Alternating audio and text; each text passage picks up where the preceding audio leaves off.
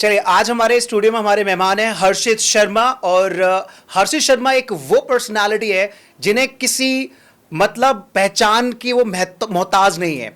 आज हर्षित शर्मा अपनी कम उम्र में इतना मुकाम हासिल कर चुके हैं, इतने लोगों की वो प्रेरणा बन चुके हैं। तो मैं चाहूंगा हर्षित शर्मा जी के लिए एक बार जोरदार क्लैपिंग कर दीजिए।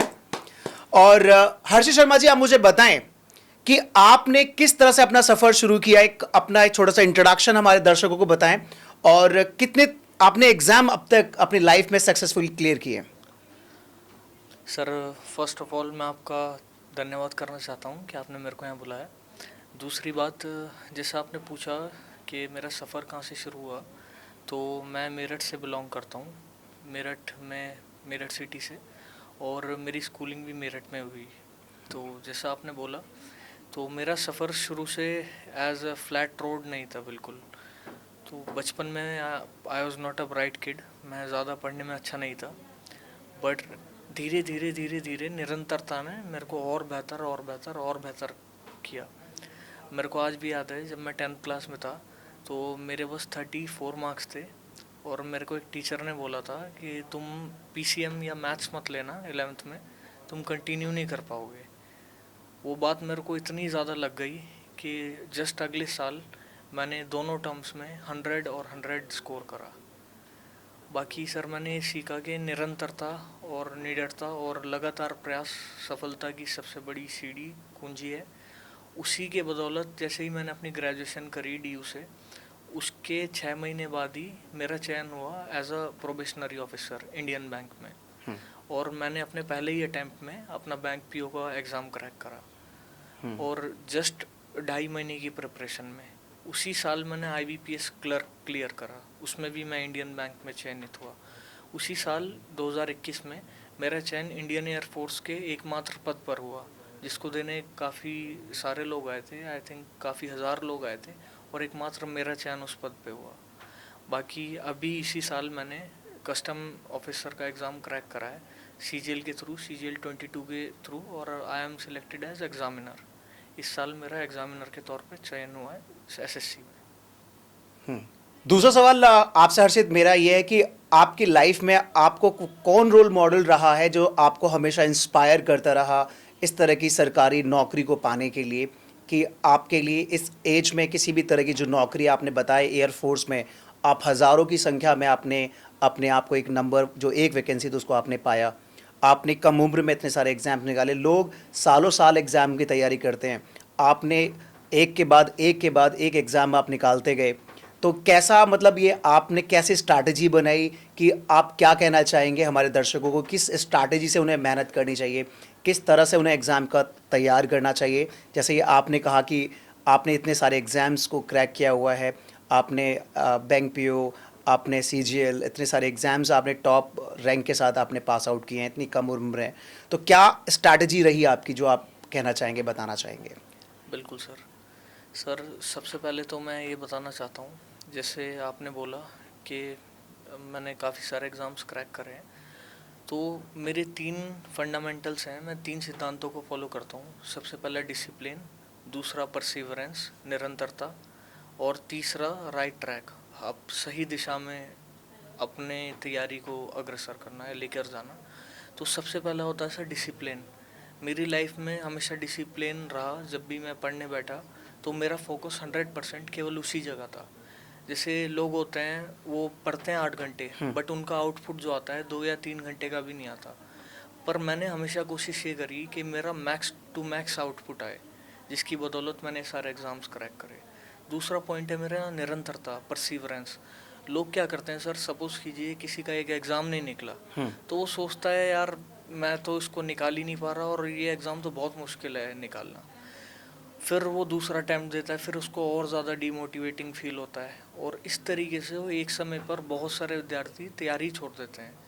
बट वहीं हम दूसरी ओर देखें तो हमारे सामने इतने सारे एग्जांपल्स हैं जो यूपीएससी के टॉपर्स रहे हैं। उन्होंने 6th अटैम्प्ट में, 7th अटैम्प्ट में, एसएससी के टॉपर्स ने 5th या 6th अटैम्प्ट में ऑल इंडिया रैंक लाए हैं, अंडर 100, अंडर 500। तो सर निरंतरता हमें हमेशा बनाए रखनी चाहिए। हमें कभी भी ये नहीं सोचना चाहिए कि एक हार हमारा जीवन को डिसाइड करेगी कि हमारा जीवन क्या है क्या नहीं। हम डिसाइड करेंगे कि हमारा जीवन क्या है क्या नहीं है। सबसे पहले तो हमें संयम बनाए रखना है। दूसरा, हमें अपने अंदर ये विश्वास जगाना है कि हाँ मैं कर सकता हूँ और मैं ज़रूर करूँगा इस चीज़ को। तीसरा सर मेरा सबसे इम्पोर्टेंट पॉइंट है जो मैं बोलना चाहूँगा, जिसको ज़्यादातर लोग फॉलो नहीं करते और करना चाहिए, कि हमें सही दिशा में भागना है। अगर एक सर्कुलर राउंड है, एक गोल चक्कर है, और कोई गोल चक्कर में ना भाग के किसी जगह बाहर भाग रहा है, तो चाहे वो कितना भी तेज़ भाग ले उस रेस को कभी कंप्लीट नहीं कर पाएगा। तो हमें ये भी ध्यान रखना है कि जिस पथ पे हम चल रहे हैं क्या वो हमें हमारी मंजिल तक लेकर जाएगा भी या नहीं। तो ये तीन चीज़ों को, इन तीन सिद्धांतों को मैंने अपनी लाइफ में फॉलो करा, इनकलकुलेट करा, और उसी बदौलत मैं ये एग्ज़ाम्स क्रैक कर पाया हूँ सर, और आगे भी श्योरली करूँगा और काफ़ी सारे। तो यहाँ पर सवाल मेरा यह है कि इज़ स्काई लिमिट, क्या जो स्काई लिमिट है आसमान, मतलब लोग छू लो आसमान कहते हैं कि आपने आसमान के आसमान से भी आप, मुझे लगता है कि बाहर जाते दिखाई दे रहे हैं। और एक पंक्ति मेरे दिमाग में आ रही है, मैं कहना चाहूँगा यहाँ पर आपको लेकर, खोल दे पंख मेरे कहता है परिंदा, अभी और उड़ान बाकी है, ये ज़मीन ही नहीं मंजिल मेरी, पूरा आसमान बाकी है, पूरा आसमान बाकी है। क्या आपकी अब स्ट्रैटेजी आगे को लेकर, क्या आप इस एग्ज़ाम की मशीनरी, लोग आपको बोलते हैं कि आपने इतने सारे एग्ज़ाम्स निकाले, क्या आप अब रुकेंगे या फिर और भी आपका इरादा है आगे एग्ज़ाम्स को निकालने का? बिल्कुल सर, जैसा आपने मेरे को बोला कि निरंतरता और कंटिन्यूटी, तो उस पर मैं बोलना चाहूँगा कि ज़्यादातर लोग क्या होते हैं सर, कोई अपने जीवन में कोई मुकाम हासिल करके बहुत जल्दी सेटिस्फाई हो जाता है। पर जैसे आपने बोला स्काई इज़ द लिमिट, मैं एयरफोर्स में जॉब करी मैंने 1 साल 3 महीने। उससे मैंने सीखा कि sir even sky is not the limit. क्योंकि आप देखिए, इलॉन मस्क भी बाहर के लिए सोच रहे हैं कि बाहर हैबिटेबल लाइफ बनाने के लिए मार्स पे। तो अगर ह्यूमन, कोई मनुष्य कुछ भी सोच ले तो वो 100% संभव है। बस उसको उस दिशा में काम करना है और अपने साहस निडरता से उस लक्ष्य के पीछे पड़ जाना है। दूसरा ये सर कि जैसे आपने बोला कि मैं आगे के लिए क्या तैयारी कर रहा हूँ, तो ये तो सर जस्ट शुरुआत है। अभी तो मेरी उम्र भी 25 साल है, अभी तो लाइफ में बहुत एज है, और विदाउट अ डाउट श्योरली मेरे को अभी बहुत आगे जाना है। और मेरे सेम फंडामेंटल्स पहले भी थे और वही सेम फंडामेंटल्स रहेंगे। Discipline, perseverance and focusing on a target on a right track. एक तो अनुशासन, दूसरा निरंतरता, और तीसरा सही पथ पर सही तरीके से कार्य करना। क्योंकि sir smart work is the key, smart work along with continuity is the key for me. यहाँ पर डीएसएल पे हज़ारों लाखों लोग जुड़े हुए हैं। आप डीएसएल के जो स्टूडेंट्स हैं, जो विद्यार्थी हैं यहाँ पर, जो किसी गांव से हैं, देहात से हैं, कई बार वो अटैम्प्ट देते हैं, कई बार वो कोशिश करते हैं, अच्छा लाने की कोशिश करते हैं, लेकिन बार बार कई बार अटैम्प्ट में वो रह जाते हैं। और भी जो स्टूडेंट्स हैं, जो विद्यार्थी हैं, तो क्या कहना चाहोगे कि गिव अप को लेकर, कि बच्चे कई बार गिव अप कर देते हैं, क्या उन्हें गिव अप करना चाहिए, कैसे क्या उन्हें स्ट्रैटेजी अपनानी चाहिए? सर मैं सबसे पहले तो अपने सभी मित्रों से जो कि मेरे को सुन रहे हैं उनसे यही बोलना चाहूँगा कि मैं भी आप सब लोगों की तरह ही एक छोटे शहर से आता हूँ। और मैं पढ़ाई में सर शुरू से ऐसा नहीं था। मतलब मैंने भी धीरे धीरे धीरे अपना आपको एक एक करके खड़ा करा। और यदि आप में खुद में विश्वास है, यदि आप में लगन है, और यदि आप हर किसी के नेगेटिव क्रिटिसिज्म को भी अपनी ताकत बना ले, तो आपको इस दुनिया में सफलता पाने से कोई भी नहीं रोक सकता। और सर यही मेरे जीवन की कुंजी रही है कि इवन अगर किसी ने मेरी क्रिटिसिज्म भी करा तो मैंने उसको बहुत पॉजिटिवली लिया है। जैसे मैं देखता हूँ कि आजकल कोई बोल देता है कि तेरे तो एग्ज़ाम्स नहीं निकल रहे, तो बच्चे बहुत ज़्यादा डीमोटिवेट फील करते हैं। वो सोचते हैं कि मेरी तो एज निकलती जा रही है, मैं तो काफ़ी बड़ा होता जा रहा हूँ, मेरी उम्र बीत रही है, एग्ज़ाम नहीं निकल रहे। बट सर एक कहावत है, मैं बोलना चाहूँगा कि Rome was not built in a single day. Rome में जो कॉलिसम है वो आज 7 वंडर्स ऑफ द वर्ल्ड्स में से एक है। और ये कहावत है कि रोम को एक दिन में नहीं बनाया गया था। So great things takes time, but जब वो बन जाती हैं so they are worth remembering. उनको जन्मों जन्मों तक याद रखा जाता है। सर आपने बोला, बहुत अच्छा बताया कि आप निरंतर प्रयास करते रहें और निरंतर चीज़ों को करते रहें, आपको सफलता ज़रूर मिलेगी। मतलब निराश नहीं होना चाहिए। तो सर मैं आपसे जानना चाहूँगा, आप हमारे दर्शकों को बताएं कि किस तरह का रूटीन आपने तैयार किया था अपनी कॉम्पिटिटिव एग्ज़ाम्स को निकालने के लिए, सरकारी नौकरी को निकालने के लिए, कि आज की डेट में हर किसान का बच्चा, अगर मैं जैसे आपने बताया आप भी एक छोटे शहर से हैं, तो वहाँ पर एक एक पिता चाहता है कि उसका बच्चा अधिकारी बने, अफसर बने। क्या इस तरह से आपके परिवार में भी ऐसा था कि आपके पिताजी चाहते थे, आपके पेरेंट्स चाहते थे कि आप एक अधिकारी बने? क्या क्या ऐसी चीज़ें थी जिससे आपको प्रेरणा मिली और आपने इस तरह से लगातार एग्ज़ाम्स के ऊपर एग्ज़ाम्स आप निकालते चले गए? क्या आपका स्ट्रैटेजी रहा, क्या रूटीन रहा आपका? बिल्कुल सर। सबसे पहले तो मैं बताना चाहता हूँ सर, बहुत लोगों को एक गलतफ़हमी है, मिसकंसेप्शन है कि बहुत लोग सोचते हैं कि 4:30 बजे वो सुबह उठ के पढ़ेंगे तो ही सक्सेस मिलेगी, या रात को हम 2 बजे तक, 2:30 बजे तक या 3 बजे तक पढ़ेंगे लेट नाइट तभी सक्सेस मिलेगी। पर सर सक्सेस इर्रेस्पेक्टिव है टाइम के। आप जिस भी समय पढ़ें, जिस भी तरीके से पढ़ें, बट आप उसमें 100% अपना दीजिए। इर्रेस्पेक्टिव ऑफ टाइम आप रूटीन फिक्स कीजिए उस पर्टिकुलर टाइम में। ये कहीं नहीं फिक्स है कि आप सुबह उठ के जल्दी उठ के पढ़ेंगे तो ही सक्सेस मिलेगी। मेरा क्या रूटीन था सर, जिस भी समय मेरे को लगता था कि आई हैव टू स्टडी, मैं उस समय बैठता था, पूरी निरंतरता के साथ, पूरे फोकस के साथ उस टाइम को गिव करता था वहाँ पे। और उसके बाद जो भी मेरे को करना होता था, दोस्तों के साथ घूमना या कुछ और काम करना, फिर मैं वहाँ जाता था। कोई ऐसा हार्ड एंड फास्ट रूल नहीं है कि हमें ये चीज़ करनी है तो ही ऐसे होगा। दूसरा सर, मैं ये बोलना चाहता हूँ कि सबसे बड़ी चीज़ है विश्वास। आप किसी भी गांव से आते हैं, कस्बे से आते हैं, देहात से आते हैं, सबसे पहले आपको अपने अंदर विश्वास जगाना पड़ेगा। हम कितने ऐसे एग्जांपल्स देखते हैं सर कि छोटे से गांव का कोई बंदा आईएएस बन गया है, छोटे से गांव का कोई बंदा फ्लाइट लेफ्टिनेंट बन गया, कोई फ्लाइंग ऑफिसर बन गया। तो हमारे आसपास ही इतने सारे एग्जांपल्स हैं। बट एक चीज़ सब में बहुत कॉमन है, वो है विश्वास। हमें सबसे पहले अपने अंदर विश्वास जगाना पड़ेगा कि हाँ मैं कर सकता हूँ और मैं करूँगा इस चीज़ को। और फिर हम जिस भी समय पे उसको निर्धारित कर रहे हैं पढ़ने के लिए, हम उसमें अपने पूरे एफर्ट्स डालें और 100% रिजल्ट आएगा ही आएगा सर। सर मेरा एक और सवाल आपसे कि आपने जिस तरह से तैयारी की, क्या तैयारी करते समय आपको किसी ऐसे चैलेंजेस आपके लाइफ में आए और उन चैलेंजेस को आपने कैसे टैकल किया? कोई पारिवारिक चैलेंज हो सकता है आपका, कोई पढ़ाई को लेके चैलेंजेस हो सकता है, किसी तरह के चैलेंजेस को आपने फेस किया अपनी अपनी पारिवारिक जीवन में, और उसको कैसे आपने, उस पर कैसे आपने विजय प्राप्त की और किस तरह से आप अपनी पढ़ाई को लेकर निरंतर आगे बढ़े? बिल्कुल सर। जैसे कि सर आपने बोला था अभी कि आपका कौन प्रेरणा का स्रोत था, तो सबसे पहले तो मेरे फादर ही मेरे सबसे बड़े प्रेरणा के स्रोत हैं। उन्होंने हमेशा मेरे को मोटिवेट करा बेहतर से बेहतर करने के लिए, इवन तब भी जब मैं पढ़ाई में इतना ब्रिलियंट नहीं था। उसके बाद जैसे आपने पूछा कि कठिनाइयाँ जीवन में, सर कठिनाइयाँ जीवन का एक बिल्कुल अभिन्न अंग है, इंटीग्रल पार्ट है। तो जब 2020 में मैं अपने घर आया, कोविड के ड्यूरेशन में मेरी ग्रेजुएशन चल रही थी, मैं सेकेंड ईयर में था, तो सडनली लॉकडाउन लग गया और वो सबके लिए बहुत एक वियर्ड सी कंडीशन थी। उसी दौरान सडनली मार्च में मेरे बर्थडे वाले दिन मेरे चाचा का देहांत हो जाता है, बहुत अनएक्सपेक्टेडली। उनको कार्डियक अरेस्ट आता है और उनका देहांत हो जाता है। तो उस समय मेरे को ये लगा कि जीवन में कुछ भी हो सकता है कभी भी, बट हमारे माइंड को, अपने आप को हमें इस तरीके से फ्रेम करना है कि हम हर कठिनाई से पार पा सकें, हम में इतनी हिम्मत हो।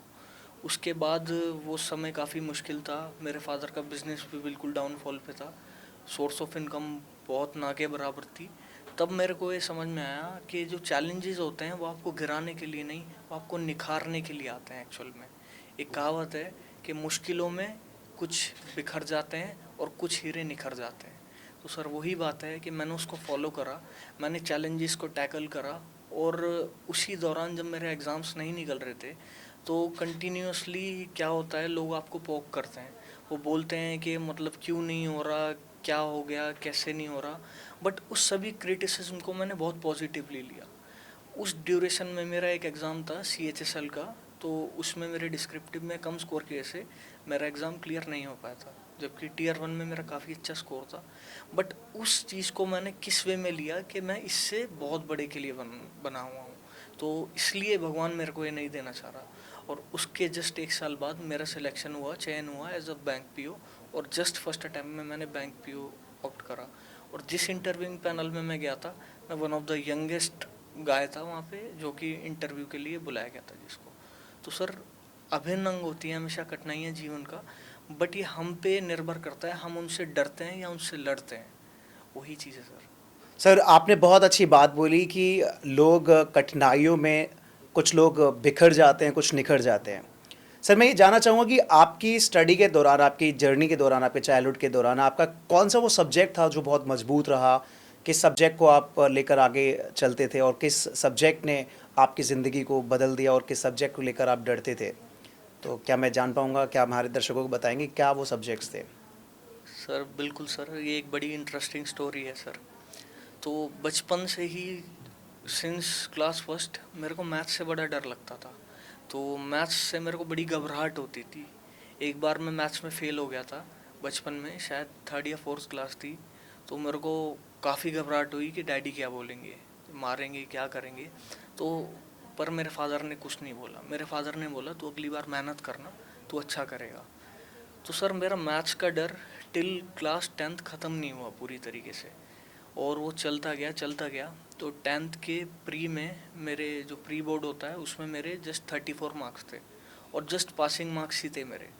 तो मेरे टीचर ने मेरे को बुलाया और बोला कि हर्षित, आप मैथ्स ना लेके कोई और सब्जेक्ट लीजिए, आप उसमें ज़्यादा एक्सेल करोगे। तो सर वो बात मेरे दिल को लग गई, और उसके बाद से ही मैथ्स मेरा पहला प्यार बन गया। 11th क्लास में मेरे 100 आउट ऑफ 100 मार्क्स थे मैथ्स में, और टिल देन मैथ्स मेरा one of the strongest subject है। और उससे मैंने सर एक और चीज़ सीखी कि यदि आप अपने भय, अपने डर पर विजय पा सकते हैं, तो आप पूरी दुनिया में कुछ भी कर सकते हैं। और सेम चीज़ हुई।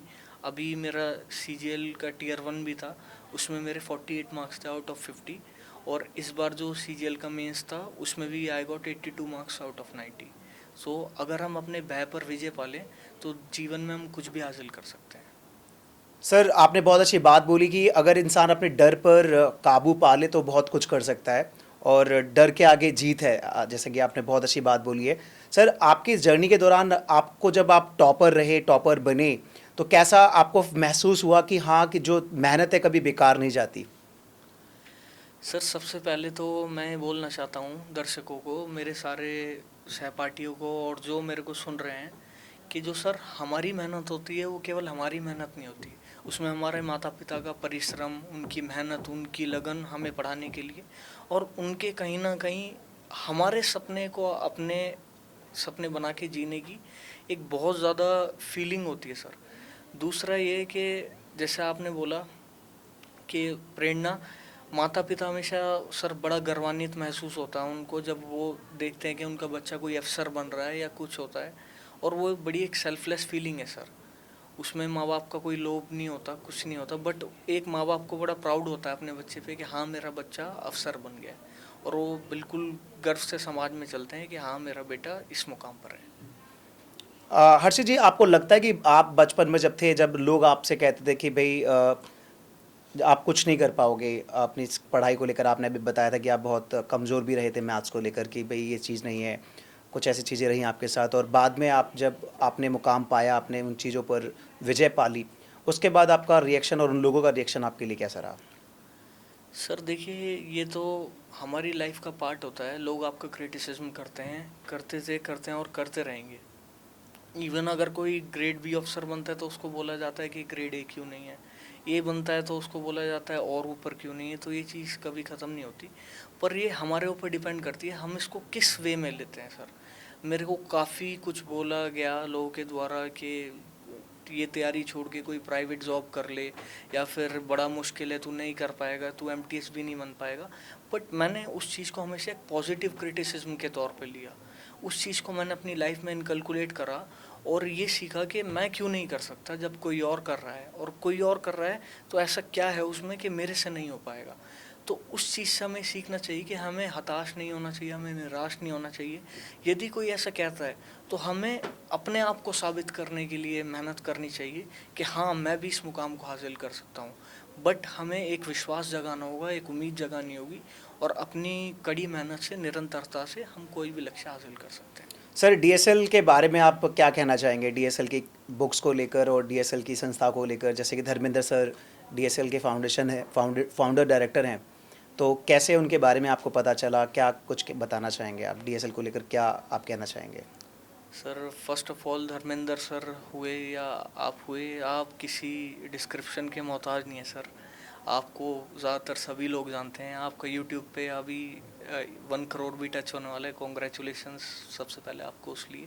धन्यवाद। दूसरा सर, आपका और धर्मेंद्र सर का वे ऑफ टीचिंग बहुत ही ज़्यादा अच्छा है, और आपकी बुक तो I think one of the best है इंग्लिश प्रिपरेशन के लिए। प्लस जो आपकी पढ़ाने का आउटले है वो मेरे को बहुत अच्छा लगता है कि सिंपल वे में आप बहुत सरल वे में अच्छे से अच्छी चीज़ भी सिखा देते हैं। ज़रूरी नहीं है कोई सीबीएसई का या कोई बहुत ज़्यादा इंग्लिश जानने वाला व्यक्ति, बट कोई भी बंदा सीख सकता है आपकी चीज़ें, तो वो मेरे को बहुत पर्सनली अच्छा लगता है। सर मेरा अगला सवाल आपसे है कि अब आगे का क्या आपका प्लान है, आपका क्या गोल है आगे का? आप क्या आपने मतलब स्ट्रैटेजी बनाई हुई है आगे? कुछ गवर्नमेंट एग्ज़ाम्स को लेकर स्ट्रैटेजी बनाई है, या फिर अब जो आपकी जो एग्ज़ाम की मशीन क्या वो रुक जाएगी, अब अभी भी कंटिन्यू रहेगी? सर सबसे पहले तो सर ये जस्ट स्टार्टिंग है, ये किसी चीज़ का आरंभ है, और अंत तो सर जीवन में कभी नहीं होता। हर इंसान को कोशिश करनी चाहिए बेहतर से बेहतर अचीव करने के लिए, और सर मेरा भी सेम है। अभी मैंने अपनी जस्ट लाइफ को स्टार्ट किया है, मैं 25 ईयर्स का हूँ, और अभी सर बहुत आगे जाना है। बट मेरे जो सिद्धांत हैं वही 3 सिंपल रहेंगे: discipline, perseverance and focus on a right path. तो सर अगर आपका आशीर्वाद रहता है तो मैं अभी बहुत आगे जाऊंगा सर। अभी जस्ट स्टार्टिंग है सर, और हमें कभी भी सेटिस्फाई नहीं होना चाहिए, इन द सेंस कि हम सेटिस्फाई होकर बैठ जाएं कि हाँ मैंने तो बहुत अचीव कर लिया। हम सबको we have to live up to our calibre. हम सबको अपनी जो क्षमताएं हैं, अपने गुण हैं, उनको दिन और दिन निखारना चाहिए, और हमें पहचानना चाहिए कि हमारे अस्तित्व का कारण क्या है। तो सर मेरा अभी यही है कि मतलब मैं जानना चाहता हूँ कि क्यों मेरे को धरती पर लाया गया है, क्या मेरा सोल रीज़न है, कैसे मैं ह्यूमैनिटी को बेनिफिट कर सकता हूँ। वही चीज़ के लिए सर मैं स्ट्राइव कर रहा हूँ। बहुत बढ़िया सर, बहुत बढ़िया।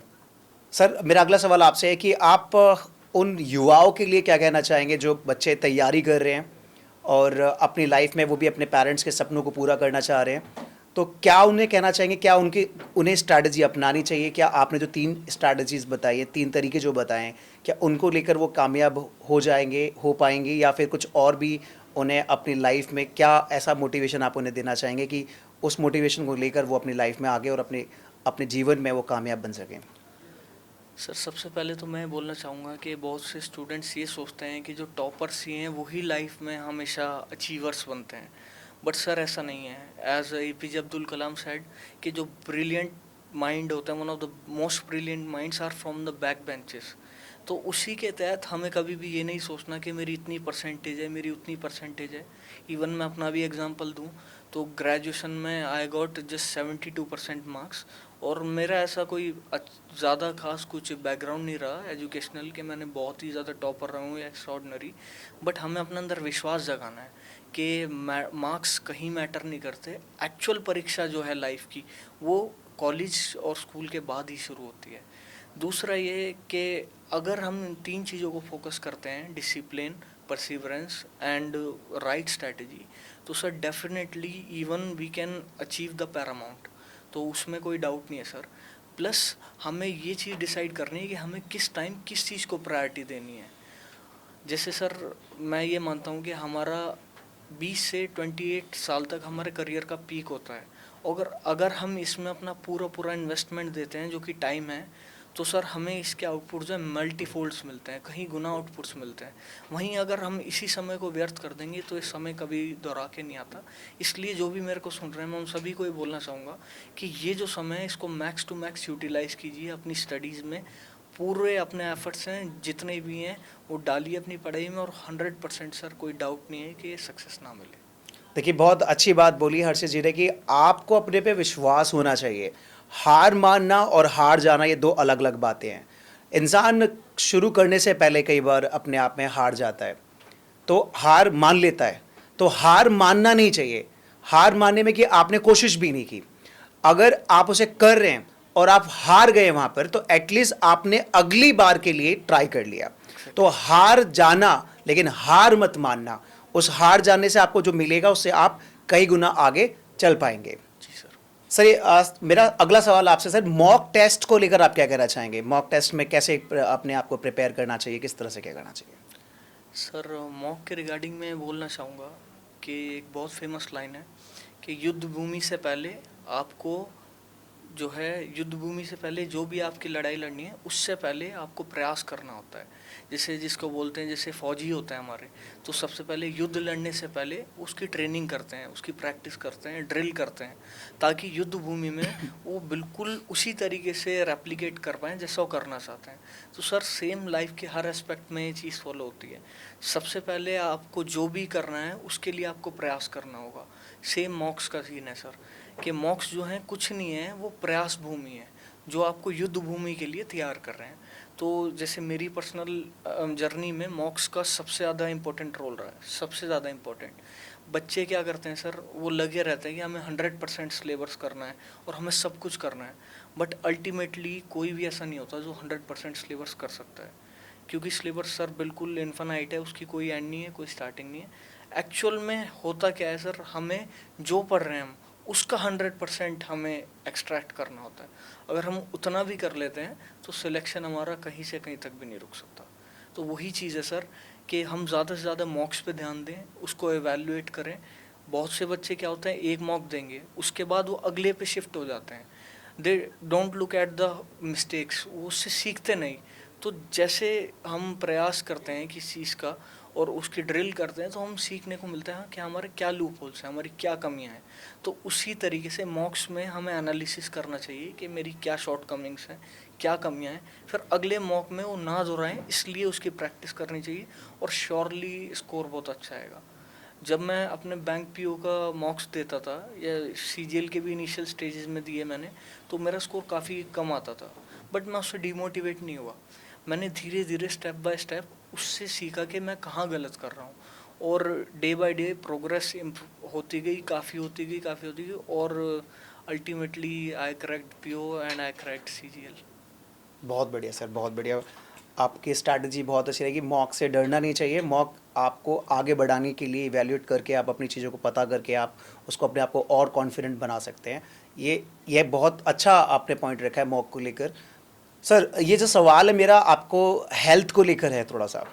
आपको लगा कि आपने जब तैयारी करते समय कई बार बच्चे रात दिन पढ़ना शुरू कर देते हैं और उनकी जो हेल्थ है, किसी चीज़ को लेकर हेल्थ मतलब बिगड़ जाती है और थोड़ा बीमार पड़ जाते हैं वो हेल्थ को लेकर, वो बैलेंस कैसे करते थे अपनी हेल्थ को लेकर और अपनी पढ़ाई को लेकर? सर जब मैं प्रिपरेशन कर रहा था तो साथ में मैं कैलिस्थेनिक्स भी करता था।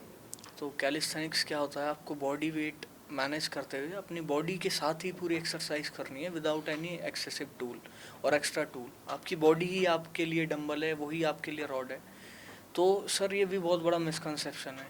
लोग बोलते हैं कि अगर पढ़ाई करेंगे तो केवल पढ़ाई पढ़ाई में ही लगना है और बाकी सब चीज़ों को मैं साइड लाइन कर देना है, पर ऐसा नहीं है। बहुत सारे स्टूडेंट्स या बहुत सारे मेरे सीनियर्स हैं ऐसे, जो कि एक बहुत अच्छा हेल्दी लाइफस्टाइल फॉलो करते हैं। वो पूरा जितना हेल्थ पे ध्यान देते हैं उतना ही बराबर पढ़ाई पे देते हैं, और वाइस वर्सा करते हैं उस चीज़ को। प्लस सर एक बहुत अच्छी कहावत है कि जब हमारा पेट खुश रहेगा, गट हमारा अच्छा होगा, तब हमारा ऑटोमेटिकली माइंड भी अच्छा काम करेगा। और अगर हमारी हेल्थ पीक है तभी हम अपने एफर्ट्स पढ़ाई में भी दे पाएंगे, क्योंकि एक इंडिविजुअल जो कि बीमार रहता है वो पढ़ाई में भी अपना 100% नहीं दे पाएगा। तो मेरे हिसाब से तो सर हेल्थ इज़ इक्वल और even more important then the study. और हमें सबसे इम्पोर्टेंटली ये ध्यान रखना चाहिए कि हमारी हेल्थ कहीं कॉम्प्रोमाइज़ ना हो। प्लस प्रिपरेशन के दौरान हमेशा you should eat healthy, you should eat homemade food, और कोशिश कीजिए कि ज़्यादा से ज़्यादा हल्का खाना खाएं, जिससे कि आपकी बॉडी बैलेंस रहे बिल्कुल। प्लस प्रिपरेशन के दौरान अपनी हेल्थ को बिल्कुल साइड लाइन मत कीजिए, उसको पैरेलली अपना कंटिन्यू कीजिए। You would excel in your career. Because sir आप देख सकते हैं सीजीएल में भी कुछ ऐसी पोस्ट हैं जहां आपका फिजिकल भी होता है, जहां फिजिकल पैरामीटर्स भी हैं। तो आपको एक बराबर बैलेंस बनाना होगा। आप ऐसे नहीं कर सकते कि एक को कम कर दें, एक को ज़्यादा कर दें। उसी तरीके से और भी बहुत सारी जॉब्स होती हैं, जैसे कमांडेंट्स की और डिफेंस में जॉब्स होती हैं। तो you should make a balance between both, तो आपको बनाना ही चाहिए। और जब आप अंदर से हेल्दी होते हैं तो आप खुश फील करते हैं, और अल्टीमेटली उसका रिजल्ट आपकी पढ़ाई पे भी आता है। सर बहुत अच्छी बात कही आपने, हेल्थ को लेकर आपको हेल्थ कॉन्शियस होना चाहिए। मेरा सवाल ये भी है कि सर आपने जब तैयारी कर रहे थे, क्या आप अपने आप को पूरा डिटैच कर चुके थे अपने फ्रेंड सर्कल से? क्या आपके फ्रेंड्स थे? क्या आप अपनी लाइफ को एंटरटेन भी करते थे, एंजॉय भी करते थे, या आपका केवल एक ही फोकस था, एग्ज़ाम एग्ज़ाम एग्ज़ाम? क्या कहना चाहेंगे आप? सर ये इंडिविजुअल टू इंडिविजुअल वेराई कर सकती है चीज़, बट मेरे अकॉर्डिंग क्या है सर, मेरी अपनी पर्सनल जो विचारधारा है, जो सोच है, कि हमें एकदम से सबसे कटना नहीं है सर। बहुत से स्टूडेंट्स क्या करते हैं, अपना आप को कट ऑफ कर लेते हैं पूरा आउटर वर्ल्ड से, but it creates a sense of anxiety. वो ये होता है, अगर रिजल्ट फेवर में नहीं आते, सो दे बिकम डिप्रेस। उन्हें लगता है कि अब हम सबको क्या जवाब देंगे। तो जब हम लोगों से बात करते हैं, लोगों से मिलते हैं, तो साथ ही साथ में हमारा क्या होता है, एक रिक्रिएशनल एक्टिविटीज़ हो जाती हैं। It creates a refreshment. But हमें उसको बैलेंस करना है कि कब, कितना और किस किस को हमें कितना समय देना है। और रिजल्ट आपके फेवर में हमेशा आएंगे। मैंने भी सेम करा। जब मेरे को पढ़ना होता था तो मैं पढ़ता था, जब मेरे को दोस्तों के साथ मिलना होता था मिलता था, जब रिक्रिएशनल एक्टिविटीज़ करनी होती थी तो रिक्रिएशनल एक्टिविटीज़ करता था। प्लस मेरे को मूवीज़ देखने का बहुत शौक है, तो मैं मूवीज़ देखने भी जाता था मोस्ट प्रोबेबली हर दूसरे वीकेंड। तो ऐसा कोई हार्ड एंड फास्ट रूल नहीं है कि आपको पूरे वर्ल्ड से कट ऑफ होना है, but you have to be discipline. जब आप पढ़ाई कर रहे हैं, so you have to make your complete focus on that particular thing. तो यही मेरी स्ट्रैटेजी रही। बाकी मैंने एज सच किसी से कनेक्शन नहीं तोड़े, बल्कि हमेशा कोशिश करी कि एक इंक्लूसिव तरीके से तैयारी करूँ सर। बहुत बहुत सुंदर जवाब दिया सर आपने। बच्चे कहते हैं कि कई बार कि वो तैयारी करते हैं तो वो अपने फ्रेंड्स को, अपनी फैमिली को थोड़ा साइड कर देते हैं और पूरा फोकस करते हैं, और कई बार फोकस्ड करने के बाद भी उनका रिजल्ट नहीं निकलता। क्या वो अकेलापन फील करते हैं, या फिर क्या होता है कि वो एंजाइटी, स्ट्रेस, डिप्रेशन, इस कुछ ऐसा हो जाता है, या फिर उनको साथ में फैमिली और अपने चीज़ों को बैलेंस बनाकर आगे पढ़ाई करना चाहिए, एग्ज़ाम्स को निकालना चाहिए? सर जैसे मैंने अभी बोला, तो सीन क्या है सर, जब हम बहुत ज़्यादा किसी चीज़ के प्रति स्टिकी हो जाते हैं, तो एक मोनोटोनस नेचर बन जाती है किसी भी चीज़ की। तो जैसे आपने देखा, साइन वेव जो चलती है वो कंटिन्यूटी में चलती है, क्रस्ट एंड ट्रोस में आते रहते हैं। उसी तरीके से सर अप्स एंड डाउन्स जो है जीवन का हिस्सा है। पर हमें एकदम से डिटैचमेंट नहीं करना। क्योंकि जब मैं तैयारी कर रहा था तो मैं अपने फादर के पास बैठता था, अपने ग्रैंड फादर के पास बैठता था। तो उनके पास बैठने से हमें उनके अनुभव सीखने का भी मौका मिलता है। मेरे ग्रैंड फादर रिटायर्ड ऑफिसर हैं, तो मेरे को उनके अनुभव से काफ़ी कुछ सीखने को मिलता था, और वो एक मोटिवेशनल फैक्टर की तरह काम करता था, ना कि एज अ टाइम वेस्टेज के तौर पे। और यही हमें सोचना चाहिए कि हम हर चीज़ से कुछ ना कुछ सीख सकते हैं, बट हमारा वो टाइम फ्यूटाइल चीज़ ना हो। ऐसा ना हो कि हम उस टाइम को बेफिजूल में कहीं इन्वेस्ट कर रहे हैं जहाँ उसकी रिक्वायरमेंट नहीं है। बाकी डिटैच होने की किसी से कोई ज़रूरत नहीं है।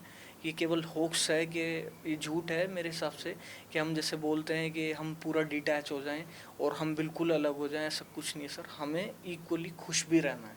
क्योंकि तैयारी में मैं बहुत से लोगों को देखता हूँ खुशी छोड़ देते हैं। वो पढ़ाई भी करते हैं, सब कुछ करते हैं, पर वो खुश नहीं रहते, वो बात करना छोड़ देते हैं लोगों से। तो हमें एक इंक्लूसिव तरीके से तैयारी करनी है, कि हमें अल्टीमेटली एक ऑफिसर बनना है।